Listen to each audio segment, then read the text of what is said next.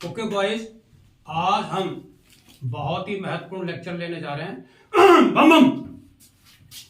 Student की जो life होती है, हमें भविष्य में क्या करना है, कैसे पढ़ें, ठीक कुछ याद नहीं होता है, समझ में नहीं आता है, कितना टाइम निकल गया, पढ़ें कि ना पढ़ें, किस तरह का जीवन हमें होना चाहिए या नहीं होना चाहिए। तो वो तमाम सारी आपके दिमाग के मनोवैज्ञानिक समस्याएं आती हैं जैसे जैसे आपकी एज बढ़ती है। और आज हम आपको बताने जा रहे हैं कि आपकी कक्षा केजी से लेकर के, ठीक है, ये देखिए यहाँ पर लिखा हुआ मैंने केजी से लेकर के एमएससी बीटेक करें या बीई करें, कुछ भी करें, आपका एक लंबा सफर होता है। और आज उसी के बारे में हम आप बात करने जा रहे हैं कि किसी भी स्टूडेंट का जीवन जो है बिना डिसिप्लिन के संभव नहीं है। हम उस पूरे ब्रह्मांड में इस पृथ्वी पर जो मौजूद हैं, ये भी एक निश्चित घटना चक्कर के अनुसार सूर्य के चक्कर लगाती है और खुद भी अपने अक्ष पर घूमती है, जिसके अनुसार हमें दिन और रात प्राप्त होते हैं। बड़े भाग मानुष तन पावा, ये बात हमेशा याद रखिए। बड़े कर्म अच्छे होंगे जो आपका डीएनए जो है आज होमो सैपियंस के रूप में है। और उससे भी सबसे बड़ी बात क्या है, आज की तारीख में आप स्टूडेंट हो। तुम्हें क्या करना है, कैसे करना है, ये सब दुनिया की खुरापात जितनी दिमाग में चलती है, आज अपन निचोड़ देखिएगा क्या होता है। तो मैंने आपका लिखा हुआ है स्टूडेंट लाइफ और डिसिप्लिन जो है ये बहुत ही जरूरी है। आजकल के विद्यार्थियों को पर्याप्त रूप से सोने को नहीं मिलता है, उनका दिमाग डिस्टर्ब रहता है और एंट्रोपी इतनी हाई रहती है कि एक ही टाइम पर न जाने कितनी कितनी चीजें उनके दिमाग में आती हैं। तो मोबाइल में घुसे तो मोबाइल से छुट्टी नहीं पा रहे हैं, या किसी के यहाँ जा रहे हैं तो वहीं बैठे के बैठे रह गए। तो हम अपना संतुलन जो है वो लगभग खो चुके होते हैं। आज के इस डिजिटल युग में जो है एंट्रोपी जो है ह्यूमन माइंड की बहुत ज्यादा बढ़ती चली जा रही है, जनसंख्या भी बढ़ रही है। हम अपने भविष्य को तलाश ही नहीं पाते हैं कि भविष्य हमारा कहाँ मंडरा रहा है। उसके लिए सबसे पहली डोज है कि आपको कंट्रोल करना पड़ेगा कि आपके मस्तिष्क को, कि मुझे अपने मस्तिष्क को कंट्रोल करके डिसिप्लिन में लाना है। डिसिप्लिन की सबसे पहली पहचान ये होती है कि जब कभी भी आप किताब खोल के टेबल पर बैठते हो, अगर आप घंटा, 2 घंटा, 4 घंटे, 5 घंटे लगातार उस सीट पर बैठ करके अध्ययन कर रहे हो तो आपने डिसिप्लिन की भाषा को सीख लिया है। अगर बैठने के बाद आपके तरह तरह के दिमाग में चीजें आ रही हैं, कभी खाने लग गए, कभी चलने लगे, या मन नहीं लग रहा है, तो समझिए कि आपका मस्तिष्क जो है वो डिसिप्लिन नहीं है, स्थिर नहीं है, कोई निर्णय नहीं ले पा रहा है। ठीक है, इसलिए सबसे पहली प्राथमिकता जो होती है वो आपकी डिसिप्लिन होनी चाहिए। साउंड स्लीप, बहुत ही कम से कम 5-6 घंटे की गहरी नींद आपको लेनी ही लेनी है। और जानते हैं, जो नहीं अध्ययन करता है, याद रखिए, वो ढंग से सोता भी नहीं है। और जो विद्यार्थी गहन अध्ययन करता है 5-6 घंटे, आप उससे पूछिए कि वो कहाँ गया था, उसको इतनी गहरी नींद आती है कि बम बम बोलता है वो। इसलिए जो है ये डिसिप्लिन वर्ड मैंने पहले रखा है। 24 घंटे का आपको टाइम मिलता है। आप ये डिसाइड करिए 24 घंटे में आप कितना पढ़ना चाहते हो, कितना सोना चाहते हो, कितनी बातें करना चाहते हो, अपने भविष्य के बारे में कितना टाइम देना चाहते हो, ये सब आपको पता होना चाहिए। क्या संभव है कि रेलवे बिना टाइम टेबल के चल जाए? क्या संभव है कोई भी इंस्टीट्यूशन, कॉलेज बिना टाइम टेबल के चल जाएगा? इसका मतलब है कि हमको अपने कार्य को एक लिपिबद्ध रूप में तय कर लेना होता है कि हमें अब ये करना है, हमें ये करना है, और टाइम बाउंड, उसे हम कहते हैं डिसिप्लिन। तो स्टूडेंट के लिए सबसे पहली भाषा जो है वो उसका अनुशासन ही है। वो आप किसी विद्यालय में, किसी इंस्टीट्यूशन में जब जाते हो तो पैर रखते ही तो सबसे पहले अनुशासन में आपके सामने आप चरण बंदों करते हो, देखते ही पहला ही आपके ऊपर स्टाइप होता है, सर जी, आप सर झुकाते हो। ये अनुशासन की पहली सीढ़ी है, को वहीं से हम सीखते हैं। ठीक है, 24 घंटे हम मिलते हैं। अब उस 24 घंटे में हमारे सामने 2 चीजें बहुत ही महत्वपूर्ण हैं। बड़े बड़े हमारे ऋषि मुनि जो होते हैं वो ध्यान लगाने के लिए कहाँ हिमालय पहाड़ में जाते हैं, एकांत में बैठते हैं, किसी पेड़ के नीचे ले जाते हैं, नदी के किनारे जाते हैं, वो ढूंढते हैं कोई तो ऐसी जगह मिले जहां हम खुश होकर बैठें और हम अपने ध्यान में खोएं। इसलिए पहला रिक्वायरमेंट जो मैंने आपके स्टूडेंट लाइफ के लिए रखा है वो है कंसंट्रेशन। कहते हैं अगर ध्यान लगाना आ जाता है तो आप अपने मन की शक्ति को जो है नियंत्रण करने की क्षमता प्राप्त कर लेते हो। संसार के कोलाहल से दूर हटके अगर आपने मस्तिष्क को कंट्रोल कर लिया तो समझिए आपने बहुत कुछ प्राप्त कर लिया। और जानते हैं ध्यान लगाने से क्या बड़ा फायदा होता है। आपके जीवन में बहुत सारे सब्जेक्ट होते हैं, बॉटनी है, जूलॉजी है, फिजिक्स है, मैथ है, केमिस्ट्री है, आपको सारे पढ़ने हैं। तो कैसे पढ़ा जाए, क्या किया जाए, तो उसके लिए ध्यान लगाना बहुत जरूरी है। और जब ध्यान हमारा लग जाता है तो मित्र आप अरबपति हो जाते हो। क्यों? आपके पास एक बहुत बड़ी शक्ति हाथ में आ जाती है, वो है इमेजिनेशन पावर। ये वही कल्पना शक्ति है जिसके द्वारा एक केजी में भर्ती होने वाला स्टूडेंट एक दिन साइंटिस्ट बनता है, एक दिन बहुत बड़ा नेता बनता है, एक दिन बहुत बड़ा अध्यापक बनता है या वैज्ञानिक बनता है। उसका निर्धारण जो है वो उसकी इमेजिनेशन पावर में होता है। और कल्पनाशील होना मस्तिष्क की ये बहुत बड़ी पावर है और इसकी कोई सीमा नहीं होती है। कभी भी अपने को कमजोर मत समझिए। एक बार भी नहीं आया, 2 बार में आएगा, 3 बार में आएगा, 10 बार लिखेंगे, 20 बार लिखेंगे। एक ही तो हमारे पास धन है, वो है हमारा प्रयास। क्यों नहीं आएगा? मैं खुद 5 साल लगातार केमिस्ट्री फेल हुआ, लेकिन मैंने लिखना बंद नहीं किया। मैंने लिखना नहीं बंद करूंगा। और एक दिन वही मैथेन और क्लोरीनिक रिएक्शन मेरी पकड़ में आ गई और आज पूरी लाइफ को हम केमिस्ट्री में जो है नचाते हैं। क्यों? हमने निश्चित कर लिया था कि मुझे कुछ न कुछ जीवन में नया करना है, हट के करना है। ये कल्पना शक्ति जो है ये मेरे दिमाग पे कूदती रहती थी, जो आपकी कृपा से, अपने गुरुजनों की कृपा से आज मैं बोल पा रहा हूं। नहीं तो मेरे जीवन में भी एक बहुत बड़ा कटाव था कि मैं मरने जा रहा था, पता नहीं मैं पास होता हूं या नहीं होता, कहां जाऊं, मेरा भविष्य क्या है। एक वो विद्यार्थी जो रेल से कटने जा रहा है और आज वो बोल रहा है, तो कुछ ना कुछ बात तो है। आइए चलते हैं। तो ये आप अपने कभी गरीब, चाहे कमरा हो या ना हो, पैसे हो या ना हो, अगर आपके चेहरे पर ये 2 चीजें हैं तो मित्रवर मुझसे सीख लीजिए। आपको न जाने कितने लोग होंगे आपको किताबें भी देंगे, पैसे भी देंगे, खाना भी देंगे, आप हमारे यहाँ घर में बैठ के पढ़ो। आपकी कृपा इतनी बड़ी सरस्वती कृपा है कि वो सारा कुछ समेट लेती है। मित्रवर मैं चैलेंज करके कहता हूं, सरस्वती एक ऐसी सरस्वती शक्ति है जो सब कुछ ग्रहण करा सकती है, लेकिन लक्ष्मी की कोई गारंटी नहीं है कि वो सब कुछ ग्रहण करवा दे। आपके चेहरे से वो झलकती है, केवल यही एक शक्ति है, वो है सरस्वती। बिना बताए आपके चेहरे से सब कुछ प्रकट होने लगता है। इन 2 चीजों का ध्यान रखें। बड़े बड़े ऋषि मुनि, तो हम क्यों ना एक स्टूडेंट के रूप में दोनों को प्राप्त करें। धन्य है वो विद्यार्थी जो किसी सीट पर बैठ करके इन दोनों गुणों का आनंद लेते हैं। और परम मन कहते हैं, अध्ययन करने से अगर मन प्रसन्नचित्त ना हो, दिल खुश ना हो जाए, शरीर हल्का ना लगे, तो फिर फायदा भी क्या। और पहचान भी है, जो नहीं अध्ययन करते तो मारे मारे घूमते, कभी यहाँ किएंगे, कभी मसाला खाएंगे, कभी बीड़ी पिएंगे, सिर्फ दुनिया भर खरपतवार है, लेकिन अपने ध्यान को कंट्रोल नहीं कर सकते। और ये शक्ति आपको अर्जित करनी है। और इसीलिए आपको मैंने 3 शब्दों में डिसिप्लिन डाइट 2 के द्वारा संभव है, कंसंट्रेशन और इमेजिनेशन पावर से आप ऋषि नहीं बन जाओगे। आप जरा देखिए एकेडमिक पीरियड, ये एक ऐसा दौर होता है कक्षा 6 साल, 1 से लेकर के 6 साल की उम्र से लेकर के 20 साल तक, 19 साल तक, 21, 22, 23 तक, वो आप लगातार जो आप पढ़ते हो तो आपका ध्यान जो है 2 बातों पे ध्यान रहता है कि मेरे डिवीजन कितनी आई, मेरा परसेंटेज कितना आया, मैंने पास किया है या नहीं। तो इस दौर में हम जो है क्या करते हैं, एक कक्षा को दूसरी कक्षा में पास करते हुए चलते चले जाते हैं, अलग अलग अवस्था में। ठीक है, केजी से जाते हैं, प्राइमरी पास करते हैं, खुश होते हैं, आपने 6ठा कर लिया, 7वां कर लिया, 8वां कर लिया, जूनियर कर लिया, हाई स्कूल कर लिया, इंटर कर लिया, बीएससी, एमएससी कर लिया। ग्रेजुअली जो है हम अपने मस्तिष्क में जो है इंफॉर्मेशन जो है शिक्षा की बढ़ाते चले जाते हैं और परसेंटेज के रूप में हमारे हाथ में कागज आ जाता है एकेडमिक का।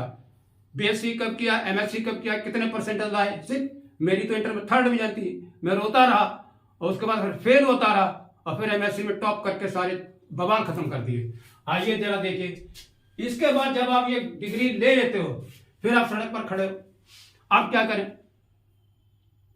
जिस विद्यार्थी ने यहां पर खूब गहन अध्ययन किया है उसको तो कोई डर नहीं लगेगा, और जिसने सिर्फ कागज के सर्टिफिकेट लिए हुए हैं और केवल वो सर्टिफिकेट पे सिर्फ पात्र हो रहा है किसी कंपटीशन में बैठने के लिए, तो यहां जरा गौर फरमाइए। एकेडमिक लाइन में आपके ऊपर प्रेशर नहीं था, प्रेशर सिर्फ इतना था, माँ बाप ने भर्ती करा दिया और आपने अपना केजी और हाई स्कूल, इंटर वगैरह वगैरह आपने कर लिया। अब आपको क्या करना है, अब आ रहा है युग, आ रहा है आपका कंपटीशन एज आ रही है।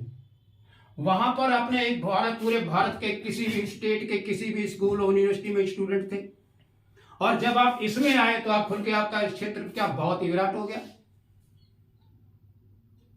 डॉक्टर बनना है तो 25 लाख 35 लाख स्टूडेंट बैठ रहा है, सीटें कितनी 10,000 15,000 20,000, तो क्या है, तगड़ा कंपटीशन है।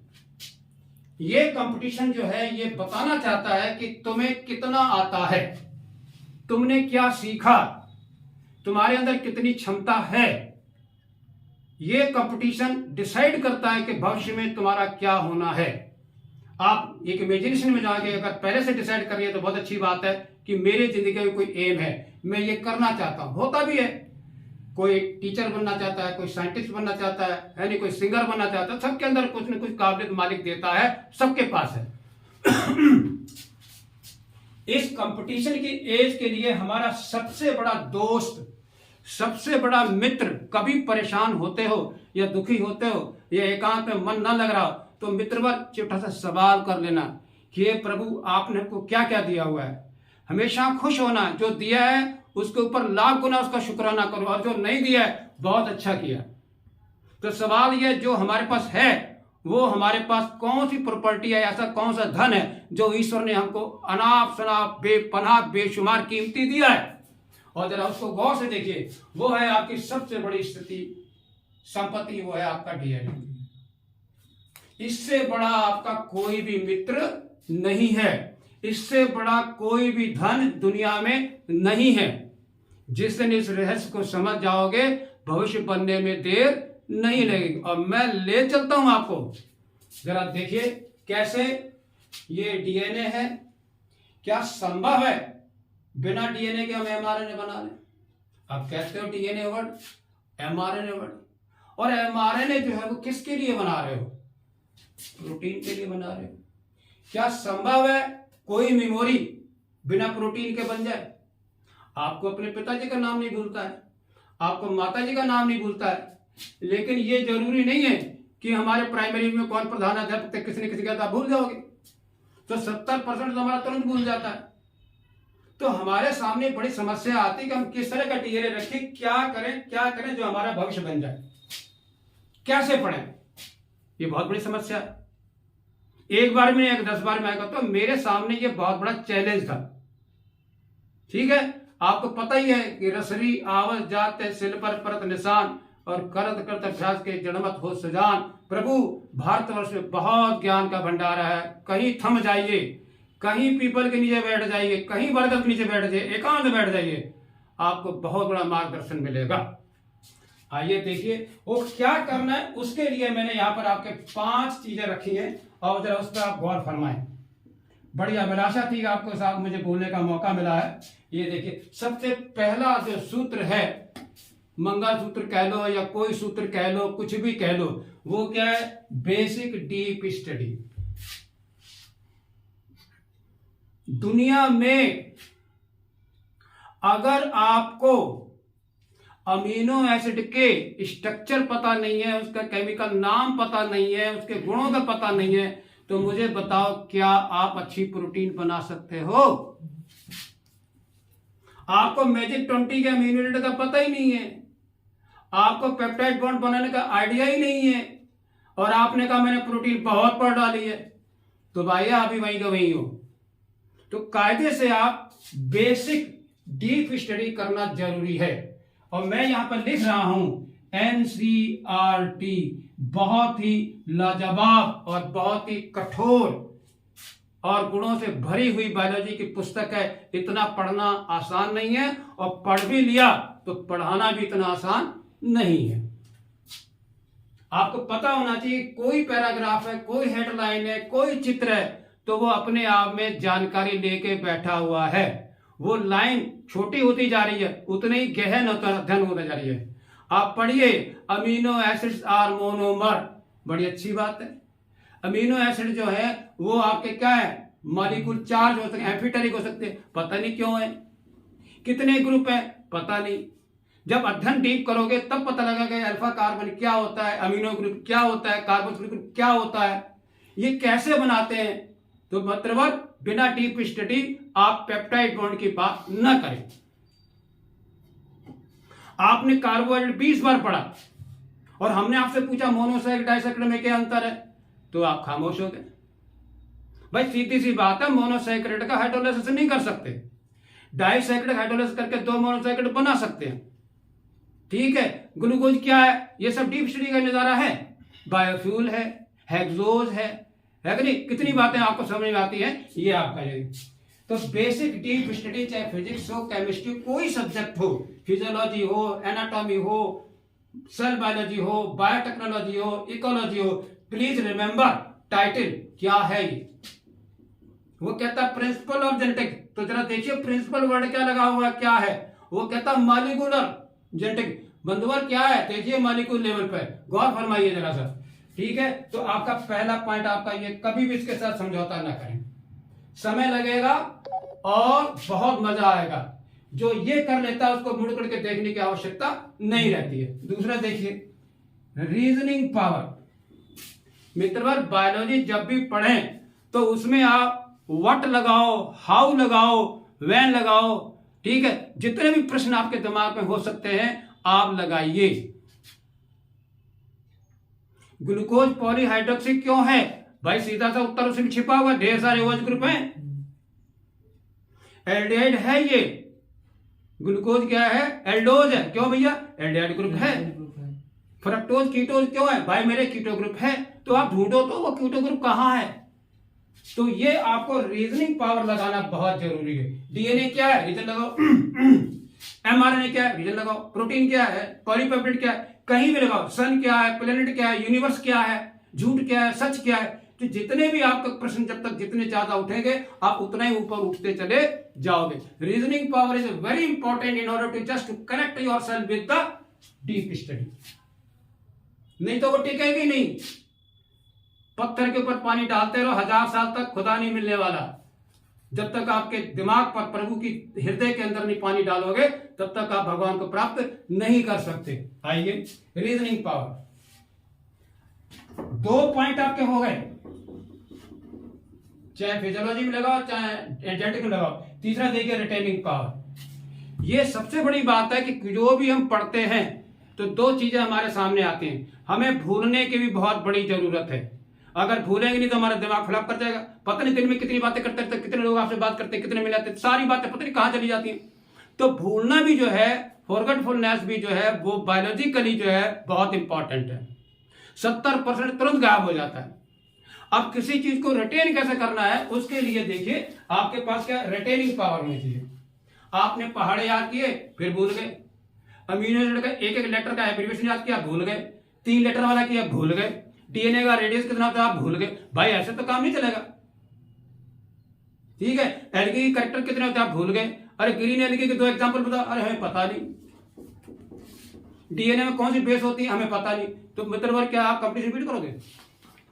मैं तो हाथ जोड़कर प्रार्थना करता हूं बड़े प्यार से, किसी भी चीज को अगर आपने ढंग से चित्र बनाए हैं, लेवलिंग ढंग से प्यार से की है तो रिटेनिंग पावर भी बढ़ेगी। जरा सुंदर कन्या होती है तो बेंचो घंटों देखते रहते हो और बड़ा मजा आता है, और जब सरस्वती सामने बैठी तो उसको घंटों नहीं देख पाते हो, तो रिटेनिंग पावर कद्दू आ जाएगी। तो उससे बड़ी भी हेमा मालिनी जो है वो आपकी स्टडी है, आप उस पर ध्यान दीजिए, गौर फरमाइए, क्योंकि आपका भविष्य उसी देखने में है। उसको देखो वो तो चली जाएगी झाड़ के, तुम क्या करोगे। इसलिए बहुत जरूरी है कि आप रिटेनिंग पावर को प्राप्त करें और देखें, चेक करके देखें कि मैंने आज क्या सीखा। वही सीधी सी बात है, पॉलीपेप्टाइड क्या पॉलीमर है। दूसरा सवाल किसका है, अमीनो एसिड का है। कैसे बनता है, पेप्टाइड बॉन्ड से बनता है। सुने, तो हमारी रिटेनिंग पावर भी बढ़ती चली जाएगी। तो ये आपका तीसरा पॉइंट क्या है, रिटेनिंग पावर है। ओके, अब आ रहा चौथा पॉइंट, रिवीजन। ऐसा कभी मत समझना कि हमको बहुत कुछ आ गया और अब हम बड़े 30 मार्क का हो गए और हमको सब कुछ आता है। याद रखना, मौका जब आएगा कलम लेके बैठोगे सिंगट्टा याद नहीं आएगा, लिखने बैठोगे कुछ भी नहीं आएगा। और मैंने 1 साल सिर्फ इसी बात पे गमाया है। एमएससी प्रीवियस में मेरे 73% टॉप क्लास नंबर आ गए थे और फिर उसके बाद मैं घूमता रहा, नक्शेबाजी में आ गया और जिया मेज लिख के बैठा रहा। मेज लिख लिया मेज, और मुझे बॉटनी का नाम नहीं याद आया। 5 नंबर का शॉर्ट में लिखा भी और नंबर भी मुझे 5 ही मिले और मैंने ड्रॉप कर दिया। मैंने कहा तुमने हरामीपन किया है, तुमने अपने सब्जेक्ट का प्यार से रिवीजन नहीं किया है, तुम इस लायक नहीं हो कि तुम एग्जाम में बैठो। मैंने वो ड्रॉप कर दिया। फिर शुरू किया लड़ाई महाभारत की, तो 73 को फिर मैंने 78 में कन्वर्ट किया। मैंने 5% और नहीं बढ़ा तो मेरा नाम BTS संधू नहीं, मैं फेल हुआ उसकी चिंता नहीं है मुझे। क्यों? रिटेनिंग पावर आपके पास होना बहुत जरूरी है। आपने हेडिंग डाल दिया क्रेप साइकिल, हम बड़े 30 मार्क का हैं, तुमको स्टेप ही नहीं याद आए। माइटोकॉन्ड्रिया में क्या घुसा था तुम्हें पता ही नहीं है, वो उसने आगे जाके क्या किया ये तुम्हें मालूम ही नहीं है। कहाँ NADH बना तुम्हें पता ही नहीं है, कहाँ FADH बना तुम्हें पता ही नहीं है, पानी कहाँ निकला तुम्हें पता ही नहीं है, कितने एंजाइम है तुम्हें पता ही नहीं। क्यों? तुम्हारे पास रिटेनिंग पावर के साथ साथ रिवीजन तुमने किया ही नहीं। ये कनेक्टेड हैं, क्या एक दूसरे से जुड़े हुए हैं। और जब कभी भी हमेशा 1, 2, 15 दिन 10 दिन बाद सब्जेक्ट का एक बार पुनरावलोकन करके उस अपने नोट्स को पलट के रिवाइज करते रहिए, अच्छी तरह से उसको ढंग से प्यार से करते रहिए। और आखिर में जो है हर दिन जो गाना गाएगा, प्यार करेगा दीवाना सैकड़ों पहचाना जाएगा। अंतिम में आपका परफॉर्मेंस। हम लास्ट 30 बार कहाँ हों और एग्जाम में अपने को परफॉर्म नहीं कर पाते हैं, वहां अगर हम अपना परसेंटेज नहीं दे पाते हैं, कंपटीशन में अपर 10 में नाम नहीं लेते हैं, तो हम झंडूबार में से हैं। खुला कंपटीशन है, इसलिए हमेशा याद रखो ये फाइनल स्टेज है कि आखिरी दिन में चाहे वो एथलीट हो, चाहे हायर जंपर हो या लॉन्ग जंपर हो, कोई भी हो, उसको परफॉर्म आपको करना ही है। Right A short note on DNA। आपको लिखना है, ये हेरिडिटरी मटेरियल है, ये बहुत बड़ा जेनेटिक स्टोरेज करता है, ये रेप्लिकेशन करता है, ये ट्रांसक्रिप्शन करता है, ये म्यूटेशन करता है। बंदवर कौन लिखेगा? जिसके पास ये सारी चीजें होगी, वो परफॉर्म करेगा। ओके। और लास्ट में जरा देखिए, अब हम यहां ला रहे हैं, कभी भी आपके जीवन में ये रिएक्शन कभी बंद नहीं होता है। सेंट्रल डॉगमा जो है इसे कहते हैं unidirectional transfer of genetic information from DNA to protein. और यही प्रोटीन तुम्हारा भविष्य डिसाइड करती है, जो कि आपके भविष्य में जुड़ जाता है। राइट है, यही प्रोटीन है, सेल बायोलॉजी की प्रोटीन, मॉर्फोलॉजी की प्रोटीन, ठीक है, एनाटॉमी की प्रोटीन, ठीक है, और फिजियोलॉजी की प्रोटीन, जेनेटिक्स की प्रोटीन, बायोटेक्नोलॉजी की प्रोटीन, इकोलॉजी की प्रोटीन, वो आपके पास जमा होगी। जितना ज्यादा आपका हृदय शुद्ध होगा और प्रयास आपके सतत होंगे, बिल्कुल डिसिप्लिन लाइफ को रखते हुए, आपका भविष्य हमेशा उज्जवल होगा। और इन्हीं शब्दों के साथ बहुत बहुत धन्यवाद। जय हिंद, जय भारत।